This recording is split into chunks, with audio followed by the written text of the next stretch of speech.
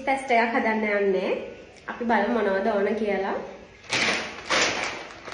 මුලින්ම පැස්ට් පැකට් එකක් ඕන. ඊට පස්සේ ෆ්‍රෙෂ් මිල්ක්.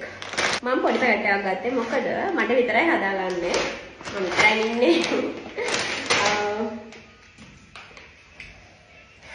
ඊට පස්සේ චීස් ඕන. මම ගත්තේ කොත්මලි චීස්. මේක ගාන අඩුයි. හැපි කවර් එක මීට වඩා 20ක් වැඩි. මම ඒ නිසා කොත්මලි ගත්තා. ඊට පස්සේ මේ තුන ඕන. තක්කලි, ලුණු, සුදු ලුණු. මෙච්චරයි ගන්න. හදමු. එක්ස්ට්‍රා ටිකක් ඕන. බිත්තර. බිත්තර නැති වුණත් අවුලක් නැහැ. හැබැයි බිත්තර දැම්මොත් රසර ගන්න පුළුවන්.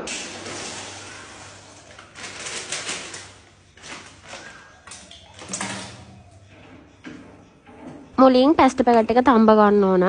මම ඒකට වතුර ටිකක් උණු කරලා ඒකට පොල් තෙල් බින්දු 3-4ක් දැම්මා. එතකොට අර පැස්ට් කැටි වෙන්නේ නැහැ. ඊට පස්සේ ඉතින් පැස්ට් එක දාලා ගානට තඹ ගන්න තියෙන්නේ. මේ පැත්ත ගණන් ගන්න එපා. ඒ තියෙන්නේ අපේ චික්කුගේ කෑම එක. දැන් මැකරෝනි එක තැම්බිලා ඇති. මේකට තඹද්දි පොල් තෙල් ටිකක් හරි ඇස්ට්‍රා ටිකක් හරි වතුරකට දාන්න. එතකොට අර කැටි කැටි වගේ හිටින්නේ නැහැ. හොඳට මෙහෙම අර කෑල්ල වෙන වෙනම ගන්න පුළුවන්. නැත්නම් අර තලියක් වගේ මේ කැටි හිටිනවා. දැන් මේකේ වතුර ටික පෙරා ගමු. මේ විදිහට මේක ලස්සනට පෙරා ගන්න. අත පුච්ච ගන්න එපා. මේක අර හුමාල වැදුනම මාර අමාරුයි නැත්තම්. මේ හොඳට තියෙනවා. අර කැටි වෙලා වගේ නැහැ. ඒකට මේ තෙල් පොඩ්ඩක් දාන්න ඕන. එතකොට හොඳට මේ විදිහට ගන්න පුළුවන්. ඊට පස්සේ සුදු ලුණු කපා ගත්තා. තක්කාලි, ලොකු ලුණු.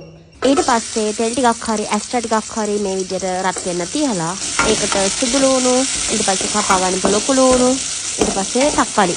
ওই ටික තියලා විනාඩියක් වගේ පොඩ්ඩක් තෙල් එකේ බැදෙන්න දීලා ඊට පස්සේ ඒකට ෆ්‍රෙෂ් මිල්ක් එකතු කරනවා.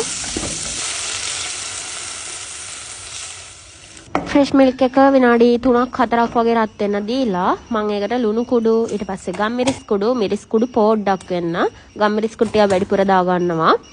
ඒ ටික එකතු කරලා ඉවරලා හොඳට මික්ස් කර ගන්නවා. අන්තිමටම චීස් කෑලි දෙක එකතු කර ගන්නවා. මේ මං ගෙනාපු පැකට් එකේ හැටියට චීස් කෑලි දෙකක් ඇති. ඔයාලට ප්‍රමාණ වලට ගන්න පුළුවන් නේ. මේ දෙක චීස් කෑලි දෙකත් එකතු කරලා ඒක පොඩ්ඩක් හොඳට මේ මෙල්ට් වෙනකම් මේක දිය කරනවා. දිය කරනවා නෙමෙයි කලවම් කරනවා. මං කොයි වෙලාවෙ කෑම හැදුවත් මෙයා මෙහෙම තමයි මෙතෙන්ට වෙලා බලාගෙන ඉන්නවා. ඔන්න අන්තිමටම අපි හදාගත්තු මේ මික්ස්චර් එකට අපි තඹ ගනිපු පැස්ට් ටික දානවා. දාලා ඉවරලා මේ විදිහට හොඳට කලවම් කරලා විනාඩි 10ක් විතර අඩු ගින්දරේ ආයෙම තැම්බෙන්න දෙනවා. ඊට පස්සේ මම මේකට බිත්තර දෙකක් එකතු කරගන්නවා. බිත්තර දෙක එකතු කරලා ආයෙම හොඳට මික්ස් කරන්න ඕන. දැන් ආයෙත්ම විනාඩි 5ක් විතර තැම්බෙන්න දුන්නට පස්සේ මෙන්න මේ විදිහට තමයි එන්නේ. මේක මාර ලස්සනට එනවා ළමයි. මේ වීඩියෝ එකේ හරියට පේන්නේ නැහැ. මාර ක්‍රීමි ගතියට හොඳට චීසි ගතියට තියෙනවා. අපි කාලා බලමු කොහොමද කියලා.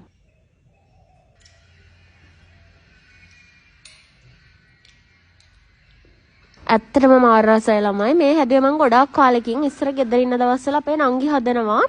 මම හැදුවේ මේ ගොඩාක් කාලෙකින්. ඔයාලටත් තියෙනවද මෙහෙම ප්‍රශ්නයක්? කොහේ වාඩි වුණත් කකුල් දෙක බිම තියන් ඉන්න බෑ. මට නම් තියෙනවා. කොතන කොහොම වාඩි වුණත් කකුල් දෙක බිම තියන් ඉන්න සෑහෙන අමාරුයි. හරි. පැස්ට් එක ඇත්තටම රසයි. හරිද?